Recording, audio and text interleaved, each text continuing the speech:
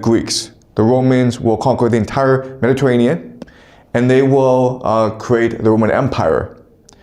The Romans are nothing like the Greeks. The Greeks are very open, very curious. They believe in the idea of arete, arete and eudaimonia. Arete means excellence, to be the best at what you can. Eudaimonia means flourishing. You can only achieve human happiness if you achieve your arete, okay? If you become your arete. So think of Odysseus, who was a great speaker. That is his arete. And he uses his speech in order to fulfill his destiny and to save his family, okay? And that achieves eudaimonia. The Romans are very different.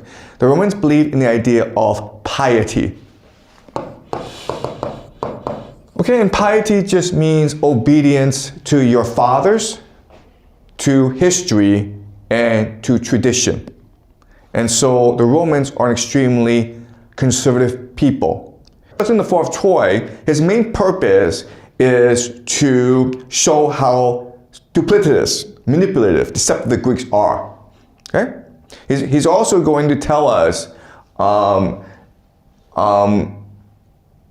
why the values of Homer are evil, why love is evil, why love will lead you into tragedy. And then by telling the story, what will happen is that Aeneas will seduce Dido. Dido will fall in love with him, because not only is he brave and handsome, but he's also a great poet. He's able to tell the story in a beautiful manner. And so they fall in love, okay? All right, so this is the beginning of the Aeneid. And so what we're going to read first is Aeneas' story of the fall of Troy. It begins when the Greeks pretend to leave the beaches of Troy, and they leave behind a wooden horse, okay? And there's a huge debate among the Trojans as to what to do with this horse. And they decide, basically, we can't take a risk. Let's just destroy this horse, throw it into the sea. And then what happens is that a Greek soldier emerges, and he's a prisoner. He was caught by some shepherds, and he tells the story of the Trojan horse and why it's really not a threat to the Trojans. In fact, it's a gift from the Greeks to the gods. So because it's a gift to the gods, you cannot destroy it, because then you piss off the gods, okay? And what this is going to show us is that the Greek culture, philosophy, theater, rhetoric, it's all one of deception.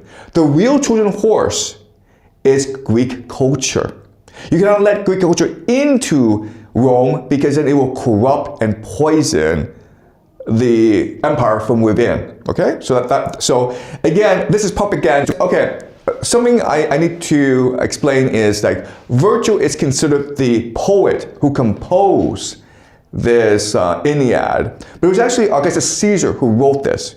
Basically, Augustus Caesar was one who provided Virgil with a framework, and then Virgil composed it into Latin poetry. And actually, at the end of his life, Virgil actually wanted to burn this down, burn this. And the reason why is that if you're a poet, what you believe is that your gift comes from the gods. And so you represent the gods.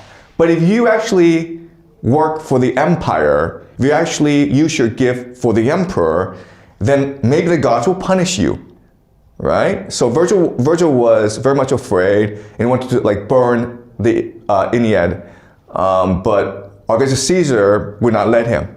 And so this became the Bible of the Roman Empire. It is an evil, evil piece of work, okay? And it is the anti-Homer.